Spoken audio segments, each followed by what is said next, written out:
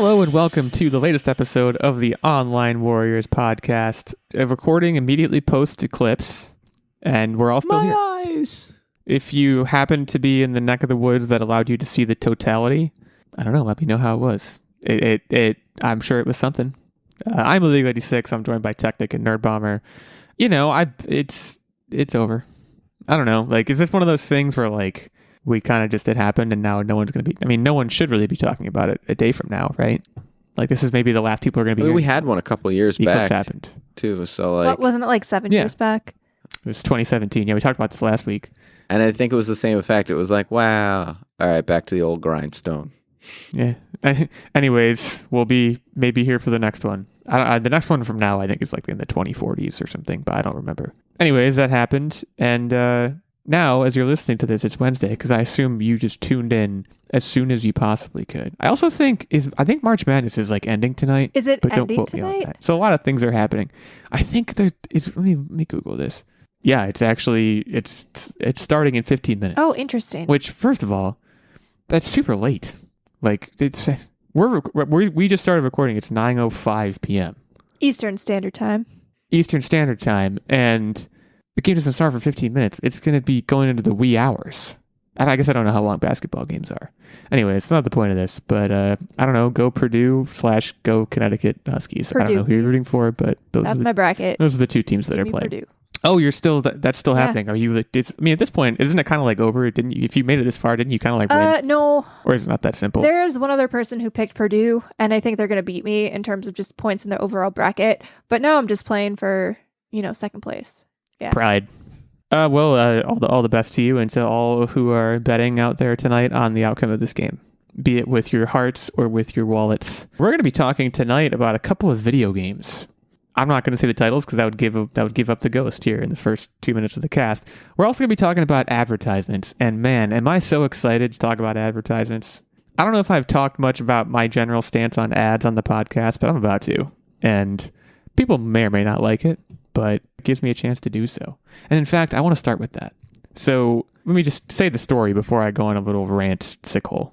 Roku has put a new patent together that reveals that it wants to basically put ads on your TV when your TV is idle. Now, when I say that your TV is idle, what it actually means is that you could be playing a game on your PS5. This is an example that IGN uses, by the way. You could be playing a game on your PS5, and you could pause it because you gotta go to the bathroom, or you want to go microwave some pizza pockets, whatever the reason may be. Roku will determine a way to detect basically your TV is idle, so here's an ad. Same thing could happen on Apple TV if you pause a movie, or on your Fire Stick, whatever. So it's not even just like on the Roku home screen, which, by the way, I think already does have ads. This is more so than that. This is just, very invasive, guerrilla warfare advertisement. Roku is a traditionally ad-heavy company, and I learned this from reading this article. Apparently, they lose money every TV they sell, which I have, I believe, multiple Roku TVs. Honestly, that tracks because they're super cheap and decently good quality. Yeah. They partnered last year with Best Buy to have Best Buy exclusively sell its smart TVs, and in return, Best Buy would get to just pump ads into these things, which is an interesting arrangement. Here's my thing with ads, and I probably have talked about this, like, for example, when we do our post-Super Bowl episodes, we probably talk about ads a decent amount. I don't, okay, there is such thing as a good ad. There is such thing as a good TV commercial. There's such thing as a good radio commercial. There's such thing as a good podcast ad, as we know, having put ads into our podcasts. There are also such things as bad ads that I don't know why money is spent on them, because they're never going to work. And I feel like this is one of them. Like, who is going to be coming back from the bathroom and about to jump back into their PS5 game and look and be like, oh, I do need fabric softener. I'm going to go buy Downy because I saw this ad on my TV that's just assaulting my eyeballs. But that's not the point. Them pumping ads is them to allowing them, regardless of if the person sees it, they're allowed to go, hey, we'll put ads on every platform. So like from a company, they might go, ooh, wow, and not actually use common sense like you're applying here. I'm not talking about Roku. For Roku to do this makes perfect sense. They're doing what they can to stay alive. For Downy, or for whatever company is paying money to Roku for them to put the ad there, I guess it depends how much money you're paying, but like it feels like a no-win situation. Like there are certain ads I'm like, this was a huge waste of money and a huge waste of people's time for this ad to be made, because it's not, how is it possibly influencing my decision as a consumer to buy your product? I would say 80 to 90% of ads fall into that category. They're like, for example, I'll give another example. Let's say you're Coca-Cola and you pay for a Super Bowl ad. Why are you doing that? What is the benefit that you get from producing an ad? People know what Coca-Cola is. Everyone on the planet knows what Coca-Cola is. They probably know what it tastes like. They probably drank it a billion times. I think part of it is... Why are you spending so much money on the ad? Someone help me. I think it's awareness. Like, can you guys help me? So, like, have you ever, we all know what McDonald's is, for example, but have you ever seen a McDonald's commercial and the burger doesn't look like what's on the screen, but it just makes you think, I could really go for McDonald's though. Like, they're banking on that. They're banking that you maybe haven't had Coke in a while and you see this and you're like, man, it works. I haven't had a Coke in a while. I'm going to go buy one. I get influenced. Are you going to but are you going to like, that's a fair counter argument, especially the fast food, because that's gotten me before. But like, I got to stand by my point. Like, I also think that I have the general independence in my life to like, if I think to myself, I want to, like, I don't know if I'm going to be that strongly reminded when I see first of all, a lot of commercials for Coke aren't even about the Coke. They're just like a commercial. Then at the end it says Coke.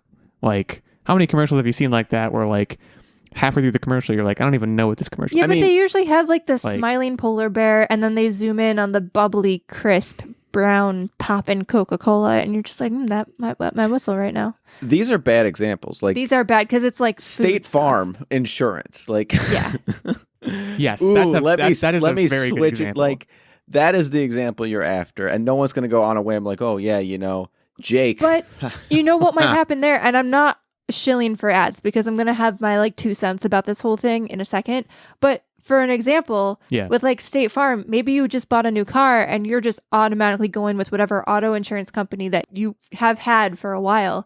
And that commercial reminds you, it's like, you know what? I really meant to go check out other insurance companies to see if I can get a lower rate. Maybe now this is the time.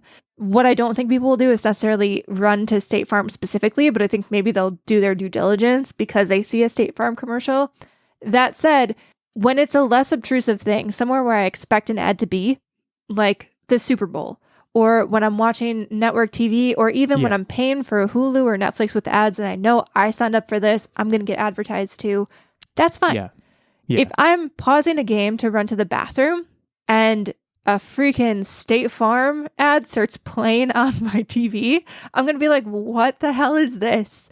I bought my Xbox. I did not want this intrusive ad here. My Xbox does not automatically put an ad in between games of Halo. I don't want this.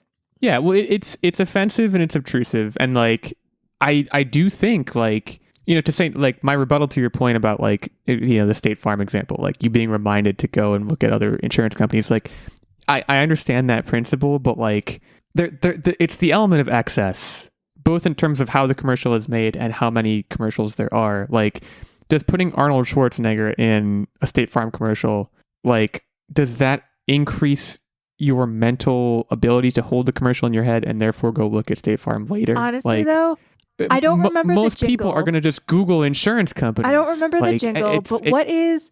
John Cena was in a commercial, and for a while it was stuck in my head, and it was something about when you rented an apartment, like you would get credit score. It was maybe like a FICO thing. And that actually stuck in my head. And I'm not a renter, but I was like, man, if I was a renter, I would maybe try to grow my credit score doing this. And it was a catchy jingle. There are such things as good commercials. Like, call JG Wentworth 877 Cash Now. It's my money and I want it now. Like everyone, that's an example of a good ad because everyone knows it. And if I ever am in a situation in life where I guess I need cash now, I will remember that number. But like, there have to be diminishing returns. We are so barraged with ads on a constant basis that at a certain point, it's not going to add any more value. Like, if I see a Downy commercial on TV and then I go, I'm annoyed with these commercials, I'm going to play PlayStation, and then I pause it and I see a Downy commercial. I don't know why I keep using that example. It's getting absolutely out of hand. It used to be just cable. Then we moved to streaming because the commercials were annoying. It was the commercial-free alternative. Fantastic. Now it's between your streaming services. It's if you pause your streaming service, it's in the movies of your streaming service. So we're like, shit, get damn it, we're going to go to our video games. And now it doesn't matter what our alternative device is. It's going to be like, this is messed up. This is absolutely wrong. And then the other side of it is like, if I'm a game developer, okay, there was a certain stint of time that I put resources on to the pause screen, whether it's a constant scrolling of in-game tips, whether it's just like a menu, all these different details we put into the game. And now you're detracting from that. You're taking away from maybe little nuances that the person would have missed if it wasn't just on that screen. Yeah, and I'm not like, again, I'm coming off like a crank here. I get that. But like, I'm not even saying this for my own benefit. Like, I'm not saying this because I'm annoyed at commercials. Like, I am, but that's not the point I'm trying to make. The point is that from a financial perspective, marketing of all types is like a multi-trillion-dollar a year business, probably. I don't really know. But like, there's just no way that all ads are created equal, and there's no way that all that money being spent provides the return. Like, I'm sure there are people that are looking at that and they're saying that like they're doing whatever focus groups and learning that like, oh, people actually bought this fabric softener because someone saw a PS5 ad and it got them to do it. Like, I have such a hard time believing that. Like, I don't rant that I've done in various friend groups where people have asked me, what do you think is the most evil, profession? And they've said lawyer and things like that. And I always say marketing. I think marketing is the most. They're the people that convinced pregnant people to smoke cigarettes, for example, because marketing. Well, again, I think there is. I don't want to like throw all marketing people under the bus. Like, I think there's a spectrum, right? But like, I do agree that there's a troubling aspect of it that there's people who are having meetings that are like, the whole point is like, all right, how do we like, hijack this person's brain and their subconscious and or their conscious to like get them to like go buy a Pizza Hut pizza. Like, it's just it's weird. And like, it goes so deep too. Like, I think we've probably talked about this on the show before, but like, do you guys know what the logos for like Pizza Hut, McDonald's, and Wendy's have in common? Like, think about those logos for a second. Red. The reason being that red is the color that, according to some scientist or some focus group somewhere, makes us hungrier. Just that little bit hungrier, and that's why the logos are red. So like, it's very dialed in. And so like, again, I'm willing to like trust that someone is like doing research. Like Roku, not so much. Roku is just like, we need to make more money. This is our way to make more money. But like, the companies that are going to put these ads on these idle screens, like, I'm sure they're looking into it and being like, all right, if we do this, it's going to provide us some return. I just like, I want to think better of like, I guess people in general that like, we're not going to like let this work. Like, how can this work? How can this be the right way to market? There's just no way. If they put this in Roku TVs, I will not buy a new Roku TV. I will get a non-Roku TV. I'll pay the extra bucks to not have this completely intrusive into my every aspect, because then I would just buy a Roku stick. You can't. There's no way they can have your Roku stick communicate via HDMI out through the other inputs. So Roku stick sales are going to go up, TV sales are going to go down. That's just inherently what they're going to do. And then if I think you're giving too much credit to the consumer. You're giving too much credit to people to not just buy the Roku TV because it's cheap. I'm giving just I mean, we've seen what happened with Kellogg's when the CEO came out and said, basically, let them eat cake. People have boycotted Kellogg's so much so that they've had to slash their products to become cheaper than the generic brand because they took such a hard hit. You're talking about the guy saying that we should all eat cereal for dinner? Yes, we the people are a lot more powerful than you think. It's not that we're not powerful. Like, we're definitely powerful, but like, I don't know. We're talking about this on this podcast, but like, is this a big enough issue? This is very different than the Kellogg's issue. This is a company saying we want more ads. And, you're talking about the Kellogg's guy going on the news and saying that the stupid thing that he said. Shout out to that guy. That's not going to happen for this because the news companies aren't going to run it, because guess how the news companies make their money? Their advertisement. Like, it's I think people are going to buy Roku TVs because they're the cheapest TVs, and then this is going to happen. And then guess what? The more expensive TV that you just bought, that company's going to start doing it because they're going to look at Roku and say, hey, that worked. Well, I mean, that's how it's gone with the streaming services. They made the entry-level point to the streaming services, the ad version, and at least we do it because it's cheaper and it makes more economic sense, and then we just accept it.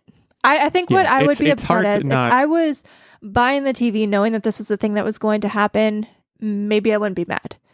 If they're doing this retroactively to my existing Roku TV where I didn't sign up for this, piss off. They probably can't do that. I would hope they can't do that, but I guess I don't know. I mean, again, I'm coming off like a crank, and like now I'm also like calling the general American consumer stupid, which like may or may not be true. And I'm not sitting here being like, I'm smarter than the general American. I'm like, I play into this, but it's very, very hard not to, is kind of my point. It's like everything has ads.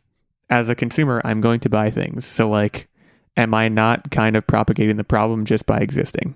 That's a very deep question to end this topic on. But yeah, like this is, I think we all kind of agree, and I was expecting us all to agree that like this is not great. And I would hope that more people than us are talking about it and are aware of it, but that might be a big ask. So hit us up on Twitter. at @OW86, @OW Techtic, @OW Nerdbomber, and our main show account @OnlineWarriors1.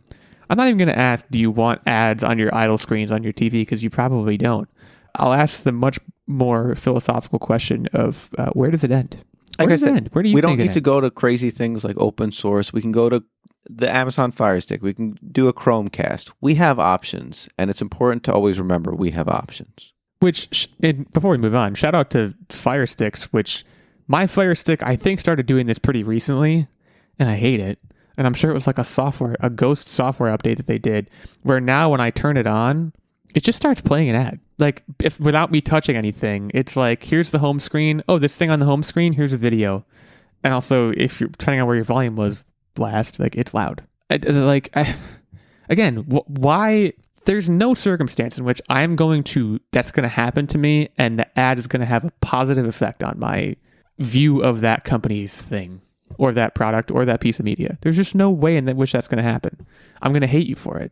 So why is it better for you? Someone explain it to me. Marketing majors, get on the Twitter sphere. Hit me up. Explain to me just, I don't know, the whole industry of marketing, because I don't get it. Let's transition to our latter two topics, both of which are video games, which is probably going to make me a much happier boy. Let's talk about Jump Ship, because this is one of those things, of which there are many these days, where I hadn't heard of this, and it looked really good. I don't know, like this to me is house. Yeah, that's what it's designed for. Like, this is a game that it seems like a no-brainer conceptually, right? But a lot of the talk that I've seen about it is basically like, hey, this is doing things that Starfield failed to do, and it's doing so in what seems like a very simple and straightforward way. It's just like, I don't know, I think to some extent we've lost sight of people want to play video games together. And like, this is just like you said, it's like, get a few of your buds and hop on a ship and go like explore space, kind of. And like, is it doing anything technically revolutionary? No, but like, I don't think it's really trying to. It's just trying to provide a good gameplay experience. Well, was that your guys' read of this? Because that's what it felt like to me. One of the interesting things, like even reading some of the developer comments about what they were shooting for with this game, was that everything was handcrafted. Like, they're trying to move away from procedural generation, which was one of the big things that, Starfield tried to implement. And honestly, if you told me that this game was Starfield before I had played Starfield, like, it looks very, very similar graphically. And I feel like they added the co-op elements that people sort of gravitate to. And even like the gunplay and just the tightness of, the worlds are made with purpose and made with a reason. And that was one of the biggest misses of Starfield, was that everything just kind of felt bland and samey. I think this has a recipe for success on their hands. Yeah, I mean, what we talked about with Starfield a few times, like your experience with it notwithstanding, like when we watched all the promotional material, like I know at least one of us said at one point, like it's stretching itself too thin. Like, yes, there are 1,000 planets. That's But 1,000 cool, planets of what? But 1,000 planets of what? And like, what if you didn't focus on making 1,000 planets to say you did? What if you instead focused on a very simple but tight and like you said, graphically as good, if not better, experience. Because like players are probably going to respond to that more. Like you don't have to reinvent the wheel when you come out with a sci-fi game. Like this is not reinventing the wheel in really any way. I don't think it's combining elements of things in, I think, a creative way, but it just kind of looks like a good old fashioned romp, and there's zero wrong with it. I also really like one of the things the developers said too was that they're moving away from like a class system. And so moving away from like criticisms of Starfield and comparisons to that, even when you think about any kind of like co-op shooter like Destiny, for example, you still had classes where you were limited in what you were able to do as a character. Like you were kind of shoehorned into, Right. This is my power. And based on what the developers are saying here, anybody can do anything. It just depends on what you have equipped at the moment.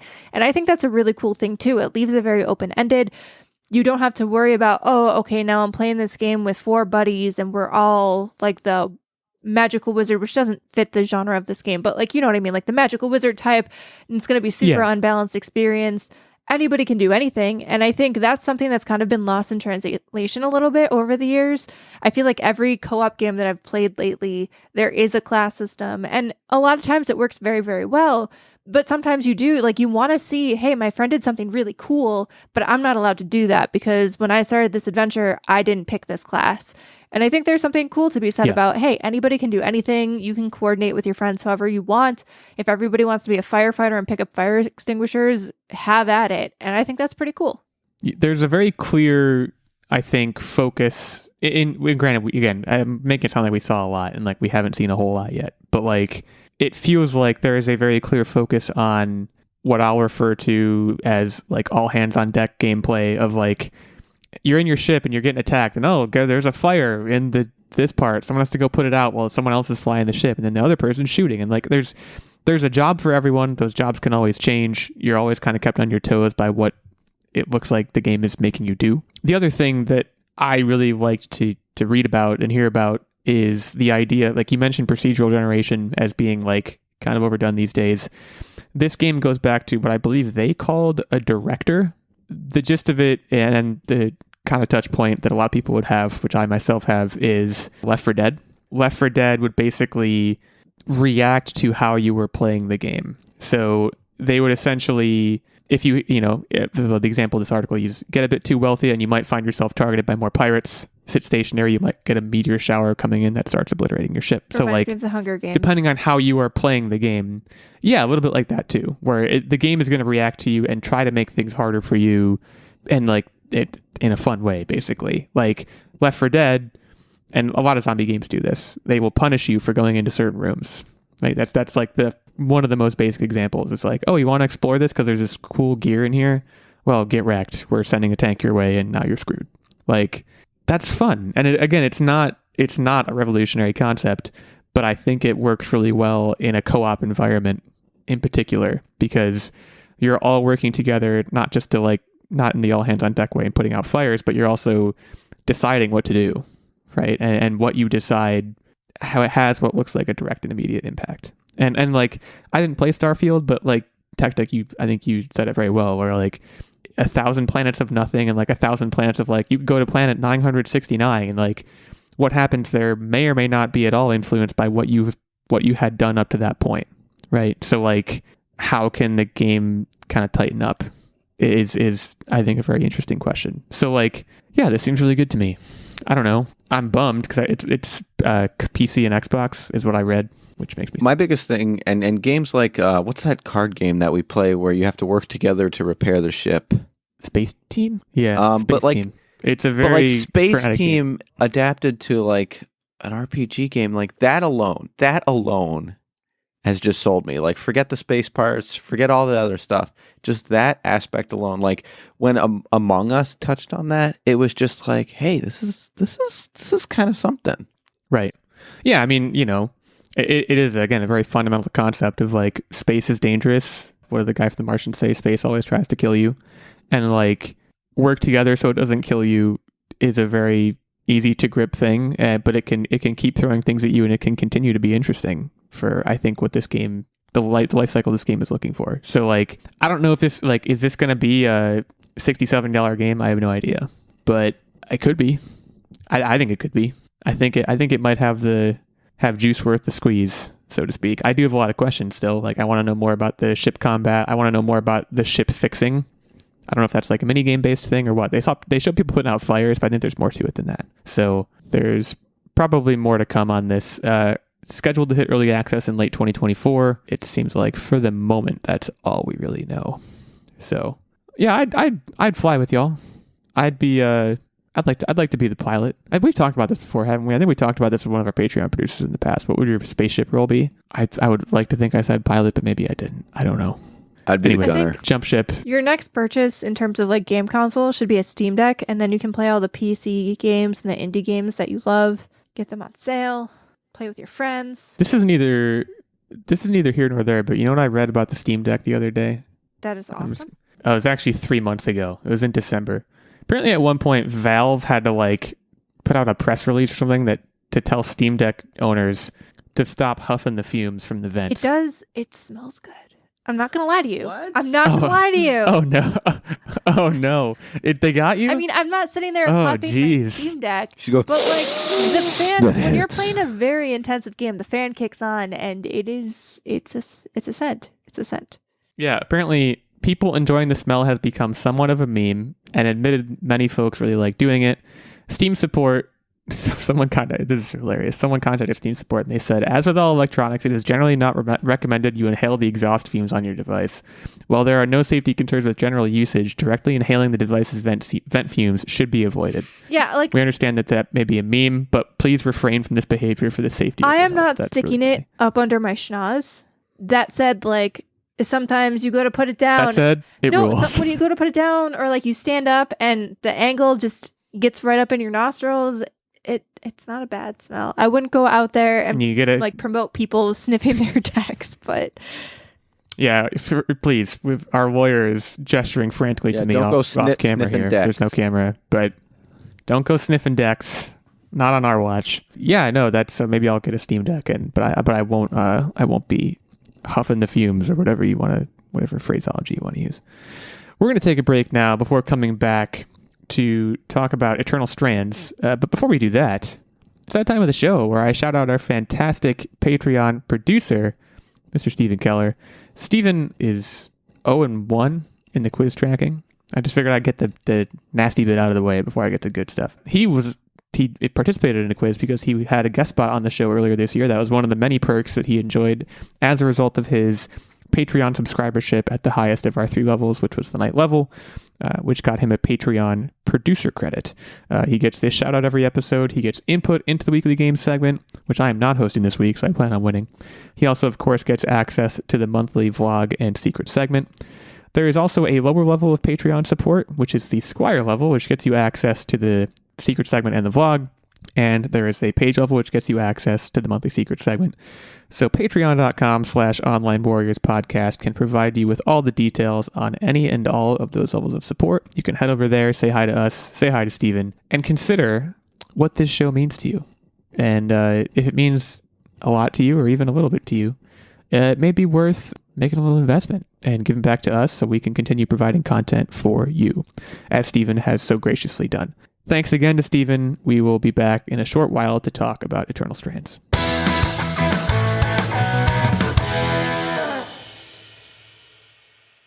There are no ads this week because boo ads.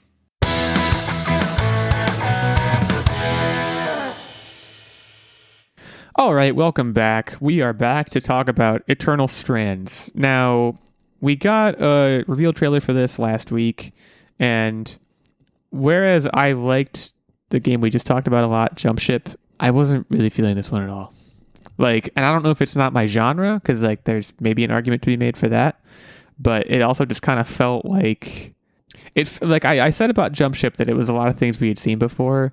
This was also like basically a million things we've seen before, and none of it looked as well executed nor as fun. I mean, someone talked me out of this, but like I was not vibing with this very much. It seemed very generic, and I feel like there have been other games that look very similar. And I know this was supposed to be a team of ex-Ubisoft and BioWare, other studios.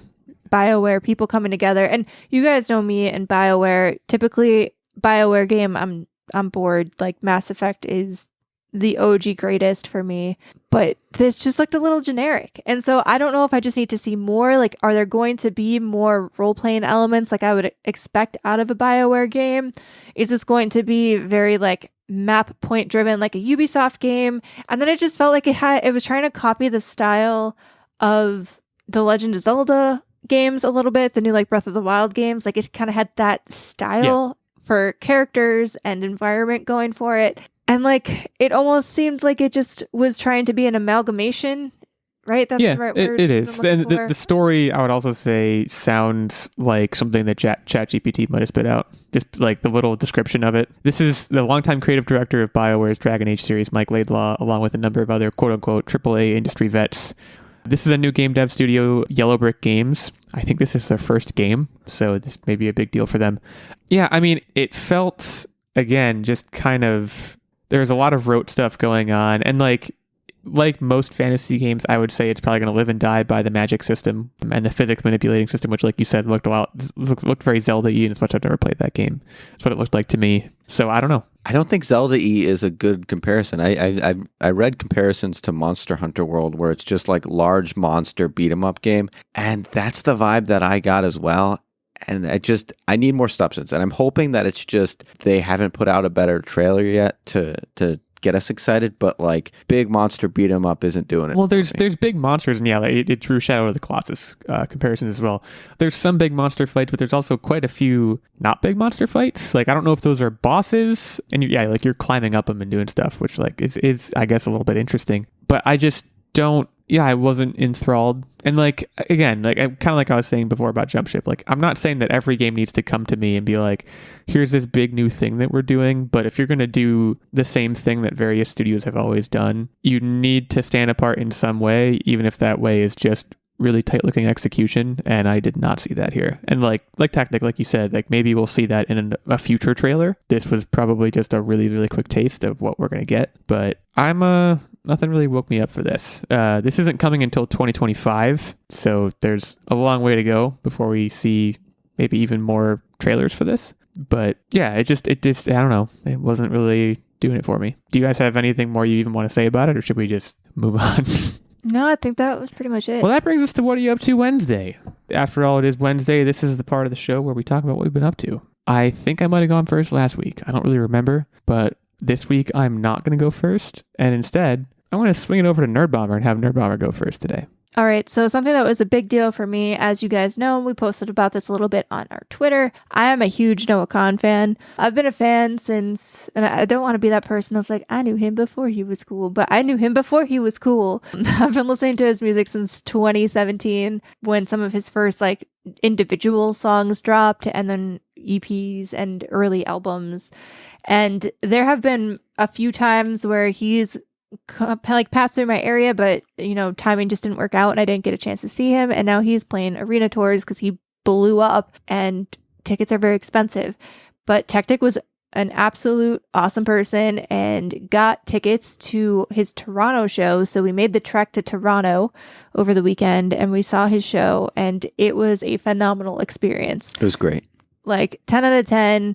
He was sick. Unfortunately, had to cancel the show the night after ours in London, Ontario. And he was sick and he still performed and put on one of the best shows that I think I've seen in my history as a concert goer. Caveat being, I haven't seen like Taylor Swift. I know that's, considered one of the highest pinnacles of concert experience. That's like a 4-hour show. But in terms of like, not mega artists, he is the best concert I think that I've seen ever. And it helps, I knew every word, and it was just a very cool experience to be around thousands of people who also knew every word to every song, and it was just really, really cool. There's something to be said about going to a concert and knowing every word to every song. When I tell you my throat was hoarse at the end of that, I had this same fantastic experience as Nerdbomber did. And I've never been to a concert or liked an artist where I took the time to learn every single lyric of every single one of their songs they're playing. And man, does it draw you in. It not even for this artist in particular, but like if you're going to go to a concert, it is worthwhile to do a little homework and do that little extra due diligence, because like to be able to sing along with every song is a good time. I think we're living in a great age of concert going. Like, I think concerts are just kind of... Not really. Not because of Ticketmaster. Well, okay, that's a good point. Concerts, artists, yes. Ticketmaster, you're destroying the joy. Concert experiences are better than they've ever been, but the pre-concert experience of getting tickets is as bad as it's ever been. So that's a very good point. It's a very good caveat. I haven't been to a concert in many years. I will say that's my gist of it. Concert price tickets notwithstanding, I did appreciate. So one of the things that Noah Kahan did do, I'm sure you've all seen horror stories of, your Taylor Swifts, your Beyoncés, those concerts go on sale and then bots buy the tickets and immediately you then end up seeing them on StubHub or SeatGeek or something for like 10 times the price value or the face value of the ticket. One of the things that I thought was really ingenious that he did, which I'm sure for some people who ended up not being able to go to the show was a bit of a pain, they were non-transferable tickets. So the only way that you could get rid of that ticket was basically to just put it back in the Ticketmaster pool, like you would get your refund, and it would be sold again at face value by Ticketmaster. So you couldn't sell it on, any of your third-party websites, and you couldn't inflate the price at all. While the face value of the tickets was still very expensive, I mean, we got floor tickets, didn't have to fight as many bots. I'm sure there were still bots who got the ticket and then had to throw it back on the site once they realized they couldn't sell it. But we were able to get floor tickets for face value and not pay. God, the last time I looked at a Taylor Swift concert, I think floor tickets were something like $10,000 a piece, which is absolute insanity and is crazy and should be illegal. Yeah, you're not wrong about that. So props to him and his team for, trying to get ahead of that, because the whole bot reseller market thing makes me sick. Yeah. It makes me sick. For anything, not just concerts, just for everything I think that was something that was one of many things that was very badly aggravated by COVID, because I'm sure I talked about it on the show. I fought the bots for quite a while to try and get a Switch sales, and then PS5. And that was really infuriating. Like it's one of those things where like it feels like there's no winner. Like, yeah, I guess the people who resold it for massive profit are winning, but like the world is losing.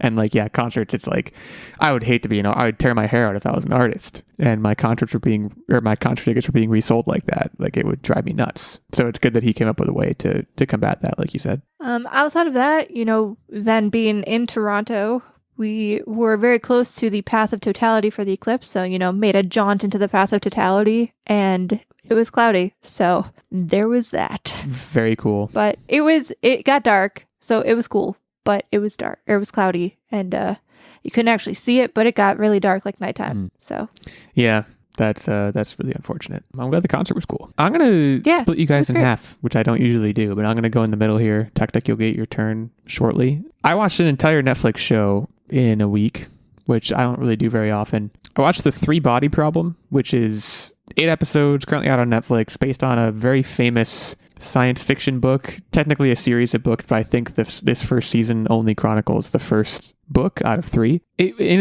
as much as I watched it all in 1 week, it's 8 episodes and they're hour-long episodes. It wasn't like the most amazing. I'm not here to say it was like the most amazing show I've watched. It had a lot of ups and downs. I think it did a number of things right, and I think it did a number of things wrong, in the sense that I've heard so many great things about the source material, and now I'm mostly left just wanting to read the book. It fell into a lot of tropes, which that genre I think tends to do these days, especially in television. But some of the acting was good. Benedict Wong is in it, and he's like amazing. He's really the only. I think he's like the only. My wife said there's a lot of people from Game of Thrones on the show, and I think it was created by the guys who did Game of Thrones. I haven't watched Game of Thrones, so a lot of those guys went over my head. I know Samwell Tarly is on it. That's like, I know enough to know that. But so yeah, a bit of a mixed bag. Interesting premise, worth watching for that alone. So that was a fun watch. And book-wise, I am currently reading a book called Duma Key by Stephen King. I'm going back to my Stephen King roots. I'm a perennial Stephen King boy. Duma Key is about a guy who loses his arm in a construction site accident. And you guys have heard of like phantom limb syndrome. Most people have. And, weird stuff starts happening phantom limb-wise, which is like, it's a classic Stephen King premise. My one regret about reading it now, I'm loving the book so far, but it takes place in the Florida Keys. So it just I kind of wish I was reading it during the summertime, but, I'm really enjoying the book so far. So that's the gist of things for me. I'm still playing Need for Speed Most Wanted, and it's amazing, but I don't have much more to say about that for the moment. Techtic, why don't you wrap us up here? So I did all the same things with Nerdbomber, but there's one key thing that she forgot to mention, and that is, guys, we had the most pile of nachos. So after the concert, all we had was like lunch around 2 o'clock. Okay, here's a TMI insight. So I didn't want to eat dinner before the show because I was like, if I get a tummy ache, if I have something greasy or something cheesy, I get a tummy ache during the middle of this concert, I'll be livid. So we just didn't eat. So we didn't eat, and we waited till after the concert to then go and get nachos. And we thought it was going to be a little pile of nachos, so we actually got nachos and chicken fingers. And this thing was like, this was easily the size of like an entire serving platter of nachos, and boy, did we go to town. And it had like banana peppers and like all this other stuff on it, and it just has like a sweet, tangy, spicy, and it was just, guys, whenever you go out, just recommend nachos. Find a place with the best local nachos, and you hold on to that place dear, because it might not be around forever. That's my what are you up to? I love a nacho. There's so many different kinds of nachos, and they can all please you. You know, that's just me and nachos. Yeah, well, that brings us to quiz time. And as I said, I am not in charge this week. I believe it's Nerdbomber this week. Running through the rankings, Nerdbomber is 6-3. She's top banana, or whatever what's the phrase I'm looking for? Is it top banana? She's winning. Person. I myself am 5-4. Techtic is 4-5. Steven 0-1. So Techtic, you have a chance to put us into a tie at second place this week, and I have a chance to get a little bit closer to getting past Nerdbomber. So Nerdbomber, what is our topic this week? This week we are quizzing and celebrating Shaquille O'Neal, the man himself, the big guy. The man himself. All right, so as per usual, this is Price is Right style. Whoever gets numerically closer without going over is going to get the point.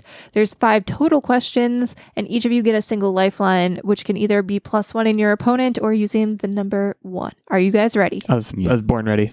Who is going first? It's me. It's your boy. All right. So, Illeagle. How tall is Shaq in feet and inches? Ooh, this feels like, for whatever reason, this feels like something I should know. I don't know why, it just does. He's a big guy. I'm going to go with my gut first instinct, and I'm going to say 6'8". 6'8". Techtic, what you got? I think he's taller. But 6'8" is a tall boy. Do I just go right off the bat 6'9"? All right, he uses the +1 on the first question of the game to great effect. Yes. Shaquille O'Neal is 7 foot 1 inch. Okay, yeah, I think that was probably a pretty good +1 usage. I felt like I was in there, but there's only so big of a range, right? So I respect the gameplay. All right, Shaquille O'Neal, we all know him. He's an elite player. He'll go down as one of the greats. How many times has he been an NBA All-Star? Like official, designation, NBA All-Star? 11 times. Boy, I don't know. That feels like too much. Don't get me wrong. I think he's great, but I don't even know how long his playing career was. I'm gonna say 4 years. All right, Techtic moves ahead again. Shaq was an NBA All-Star 15 times. I didn't give Shaq enough credit. Dang it. You certainly did not. Sun's getting low immediately. All right, this is going to be the last basketball-related question. The other two will be a little bit more fun. Not that basketball's not fun, but basketball's plenty fun. Come on now. Right, but basketball statistics felt a little bit too much like low-hanging fruit, so I only did 3, and then the last two are going to be a little bit more off the cuff. I don't know how tall he is a basketball statistic, but I get your point. I mean, it's on his basketball How many player basketballs card. stacked up is he? No. What was Shaq's average career points per game? Oh, man. I mean, let me just start by saying I don't know. But I'm going to go ahead and guess 22. I thought he was big on the three-pointers. I thought that was his whole shtick. That's a really good guess, because that's only 7 Dunkaroos. I'm going to go 15. All right, Illeagle, you're back in it. He had an average of 23.7 points per game. Oh, I was right there, baby. That's what I'm talking about. You'd love to see it. All right, so now on to those self-proclaimed fun questions. Woohoo! So Shaq once turned down a deal with Reebok after hearing a mother complain about how expensive his shoes were. How much was that deal purportedly worth? I do like this question. Also, Techtic, you're first. I don't know why I'm talking. Can you tell us what year? I don't know the year. Sorry. I didn't write that down, so I don't have it. Can you tell us what year? No. Definitively, no. Nice of you to ask again, though. I had to put on my dad voice. Can you tell us? This was a 2-year, $2 million contract. No, not years, just a $2 million contract, straight up. Okay, it's got to be way more than that, but I'm going to go $2 million and 1 penny just because that's how the game is played. Illeagle has tied up the game. It was a $40 million deal he turned down. $2 million. He ain't price of the shoes. He ain't gonna get out of bed for that. Come on now. It's Shaq we're talking about. That's what I figured. All right, so we already know Shaq has been in, movies, stuff like that, had some TV appearances, but I'm not sure if he also has a hand in video games. Shaq Fu was a 2D fighting game published by EA for the Sega Genesis and the NES in 1994. What was the aggregate review score when the game came out? This can't have done numbers. Are we talking on a scale of like 0 to 100? Yeah, what's the percentage? Yeah. I mean, there's no way this thing did numbers. Otherwise, I would know about it. This was bad, but it wasn't that bad. We're in 43 territory. 43. That's exactly what I was gonna guess. I feel like I'm right there, man. I feel really good. I know. I feel really good about if that was my answer too, Dick. Wow. Wow. I'm gonna give Shaq a little more credit and say a 55%. And Illeagle takes the cake God bless America. After a slow start out of the gate. The game got an aggregate review score of 45%. Wow. And was at the time thought of one of the worst games of all time, although it did go on to receive a sequel. Let's go. Don't call it a comeback, or do call it a comeback, because that was a comeback. I moved to 6-4, Techtic to 4-6, and shout out to Shaq. Thanks, man. Thanks for doing everything you've done, because that was a big W for me. We're gonna leave now, and we'll come back next week. I know that's not how I usually end the show, but that's what the plan is. If you liked what you listened to, you can head over to Apple Podcasts, leave us a review there. Hit us up on our Patreon, patreon.com/onlinewarriorspodcast, or the Twitter handles mentioned previously in the episode. Yeah, thanks everyone for coming out. Hope you enjoyed the Eclipse. Hope you enjoyed the championship game. Hope you enjoy the rest of this week and all weeks beyond. And stay safe and keep on podcasting.